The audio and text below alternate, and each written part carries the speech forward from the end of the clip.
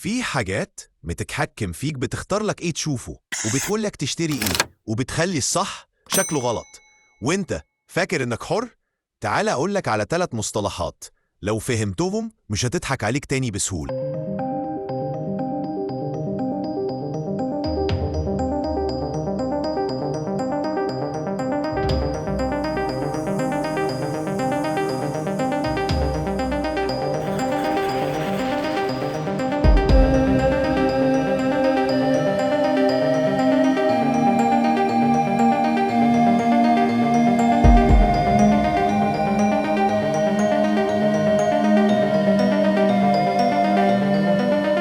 انت فاكر انك بتختار تشوف ايه؟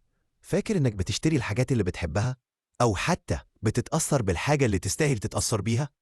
الحقيقة لا، في 3 حاجات بتحركك من تحت لتحت وانت مش داري.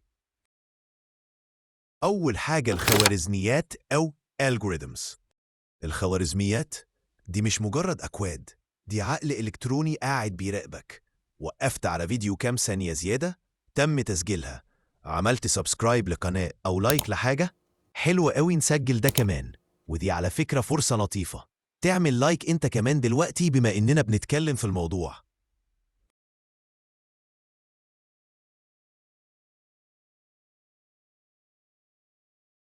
الخوارزمية بتفهم إنك بتحب النوع ده من الحاجات وتبدأ تغرق فيها، وإنت بتفضل جوه نفس الفقاعة الإلكترونية دي من غير ما تحس.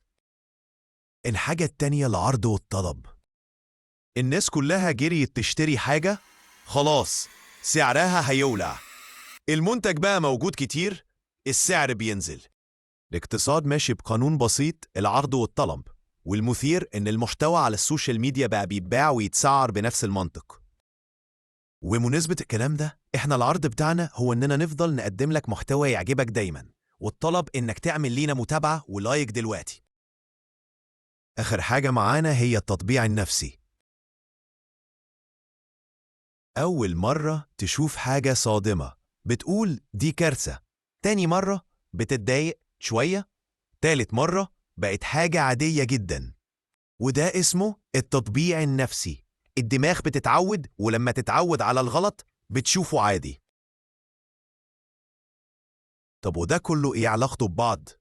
هقولك، الخوارزميات بتتحكم في اختياراتك، العرض والطلب بيشكلوا السوق، والتطبيع النفسي بيسوق لك الغلط على انه طبيعي. لو عجبتك الفكرة اعمل لايك وسيب كومنت بمصطلح عايز نفككه الحلقة الجاية، وخلي الخوارزميات تكمل الباقي.